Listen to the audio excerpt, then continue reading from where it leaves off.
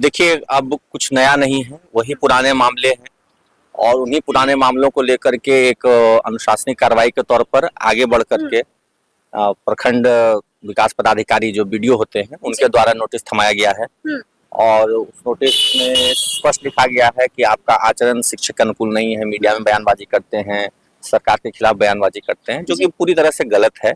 हम लोग सरकार के खिलाफ नहीं या विभाग के खिलाफ नहीं, जो वाजिब मुद्दे होते हैं, जो तथ्यात्मक तौर पर सही मुद्दे हैं, जी। हमने अपने स्पष्टीकरण में भी 3 मुद्दों का उल्लेख किया है। आप पत्र को देखेंगे, उसमें 3 बातें लिखी गई हैं। 3 बातें हैं कि मीडिया में बयानबाजी करते हैं, आचरण शिक्षक के अनुरूप नहीं है और तीसरा है कि आप सरकार के विरोध में, शिक्षा के विभाग के विरोध में बिल्कुल सहमत नहीं है। सारे आरोपों का हमने अपने स्पष्टीकरण में खंडन किया है और ये सारे आरोप जो है दुराग्रह से प्रेरित हैं। हमारे प्रति शिक्षा विभाग के अधिकारियों या सरकार में बैठे लोगों के मन में कुछ दुराग्रह है, जिस वजह से आप सोचिए, सामान्यतया किसी के विद्यालय में एक ही दिन में 4-4 पदाधिकारी जांच के लिए नहीं जाते। बिल्कुल तो 4 पदाधिकारियों को एक ही दिन जांच में भेज देना मेरे विद्यालय में, ये स्पष्ट दर्शाता है कि मंशा है कि किसी न किसी प्रकार से टारगेट किया जाए, दंडित किया जाए। और विद्यालय निरीक्षण में भी हमारे प्रति कोई भी विशेष बड़ा आरोप उनको नहीं लग सका, कोई साबित नहीं हो सका। सभी ने, विद्यालय परिवार ने, बच्चों ने, सबने हमारे बारे में जो वाजिब बातें थी बताया और उसमें कहीं से कोई दोष सिद्ध नहीं होता है। एक आरोप के तौर पे उन्होंने लिख दिया कि विद्यालय में बहुत ज्यादा छुट्टियां लेते हैं। छुट्टियां जब हमारी हैं, जनवरी महीने में मैं निलंबित रहा, फरवरी में मैंने पितृत्व अवकाश लिया, मार्च में अर्जित अवकाश लिया और विधिवत स्वीकृत अवकाश है। 15 दिन 20 दिन का जो भी अवकाश हमने लिया है, स्वीकृत करा के लिया। निलंबित रहा तो आपके पूर्व में जब आंदोलन चल रहा था उस समय के कार्रवाई का वो नतीजा था, तो सब चीज तो विधिवत स्वीकृत है। इसके बावजूद आप कहते हैं विद्यालय में नहीं आप उपस्थिति रहती है। उपस्थिति जो रहेगी तो अवकाश जब हमने स्वीकृत करा लिया तो उसमें हम विद्यालय में उपस्थित कैसे रह सकते हैं? तो इसमें तो कहीं से कोई आरोप साबित ही नहीं होता। रह गई बात मीडिया में बयानबाजी की, तो बयानबाजी जो मीडिया में होती है वो तो तथ्यों और तर्कों के आधार पर होती है। हमने आज तक किसी के खिलाफ अनर्गल या व्यक्तिगत टारगेट करके या शब्दों का इस्तेमाल तो नहीं किया। सोशल मीडिया में सब जगह जो भी हम लोग बात रखते हैं तो तथ्यात्मक रूप से रखते हैं और जो सही बातें रखते हैं। और तो और सरकार बाद में उन बातों को मानती है जी। गर्मी छुट्टी नहीं हुई थी तो उसको लेकर के हमने मीडिया में आवाज उठाई।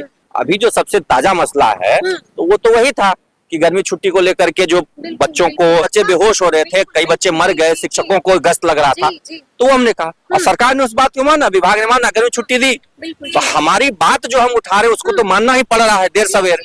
डेस्क बेंच में, समरसेबुल में घोटाले की बात हमने की, आपने खुद जांच कमेटी बैठाई। तरीके से लग रहा है कि किसी राजनेता के द्वारा दबाव बनाया जा रहा है विभाग के ऊपर, पदाधिकारियों के ऊपर, कि इनको चुप कराया जाए, शिक्षकों की आवाज को चुप कराया जाए।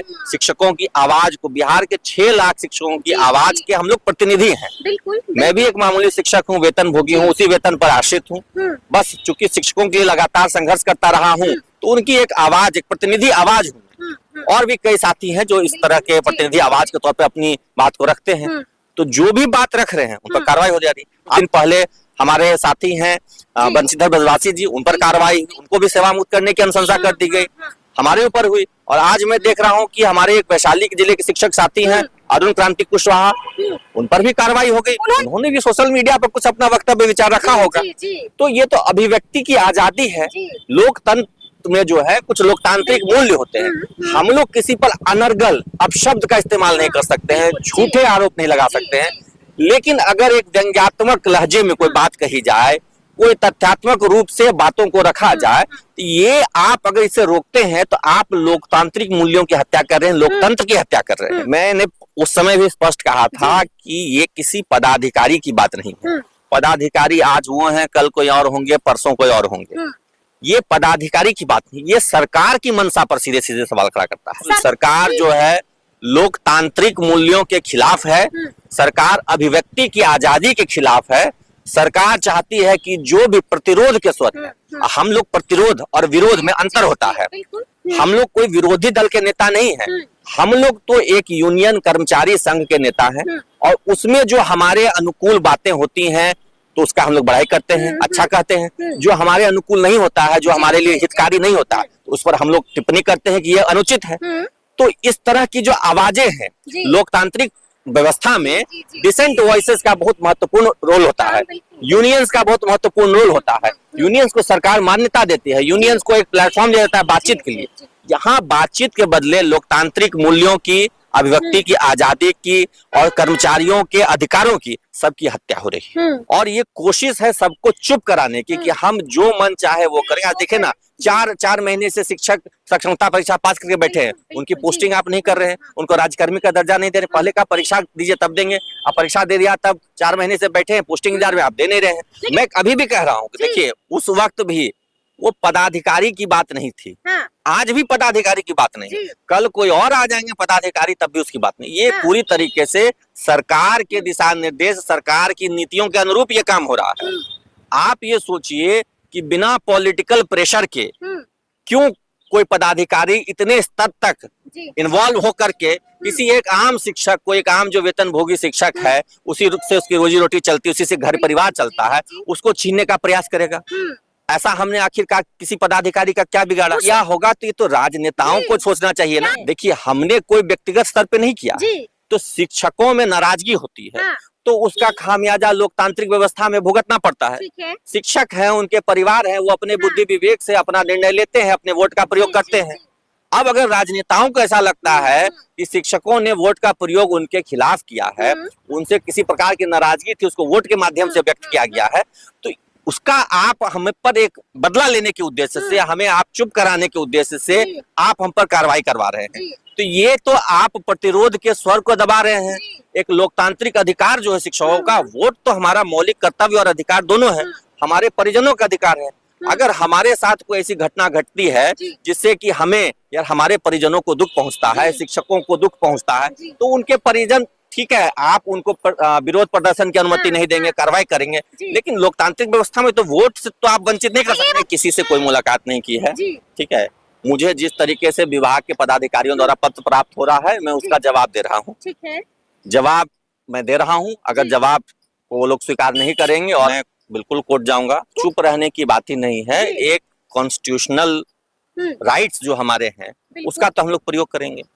हम एक अगर एम्प्लॉय हैं और हमारे अपने राइट्स के खिलाफ जाकर के हमारे विरुद्ध कोई आदेश निकाल दिया, तो हम तो अपने राइट्स की रक्षा के लिए कोर्ट के शरण में जाएंगे। सारे फंडामेंटल राइट्स के अभिभावक तो माननीय कोर्ट है, उच्च न्यायालय है, उच्चतम न्यायालय है, जहां तक लड़ना पड़ेगा हम लोग लड़ेंगे।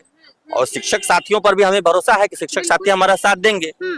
हम कोई अकेली आवाज नहीं है, हम शिक्षकों की प्रतिनिधि आवाज है, और हमें अगर दबाने का प्रयास होगा, बिल्कुल इसमें कहीं कोई संदेह नहीं है। हमने अपने वकीलों से बात की है, मुलाकात की है, जितनी भी पत्र हमारे खिलाफ आए हैं सबका वो विवेचना कर रहे हैं, ड्राफ्टिंग चल रही है। अगर हमारे विरुद्ध कार्रवाई हुई तो हम लोग निश्चित तौर पर कोर्ट जाएंगे और कोर्ट से हम लोग अपने अधिकारों के, हमारे जो कॉन्स्टिट्यूशनल राइट्स हैं, हमारे जो फंडामेंटल राइट्स हैं, उनके रक्षा के लिए हम लोग कोर्ट जरूर जाएंगे। मांग पत्र तो हमने सौंपा है कि शिक्षकों को जो जिला आवंटित हुआ है वहां पे उनको कम से कम चॉइस ब्लॉक में पोस्टिंग दिया जाए, वो हमने एक मांग रखा है। ऐच्छिक स्थानांतरण का प्रावधान लागू करने की बात कही है कि देखिए हमें तो पूरी उम्मीद है कि सरकार इस बार कम से कम इतने संघर्ष के बाद जब यहाँ तक मुकाम पर एक कहिए कि द्वार पे, दरवाजे पे खड़े हैं शिक्षक ऐच्छिक स्थानांतरण के, तब यहाँ से उन्हें निराश करके नहीं लौटाएगी, क्योंकि फिर एक बहुत ही, एक तो जो नियमावली बनी है उसके विरुद्ध बात हो जाएगी, कानूनी तौर पे भी वो गलत बात होगी, और साथ ही साथ ये भी होगा कि शिक्षकों के मन में आपने आस जगा दी